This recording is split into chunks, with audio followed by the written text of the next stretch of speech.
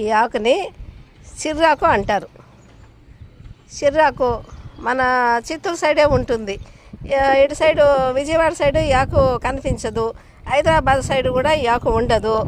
ఈ ఆకు మన చిత్తూరు సైడే ఉంటుంది కాబట్టి దీంట్లో పప్పు వేసి పచ్చిమిరకాయలు వేసి చేస్తారు.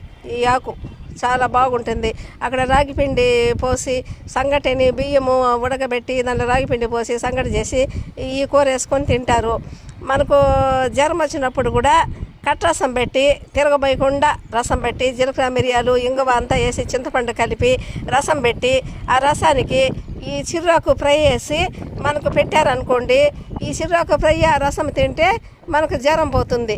ఈ ఆకు కావాలంటే తప్పనిసరిగా మనం చిత్తూరుకి వెళ్ళాలి.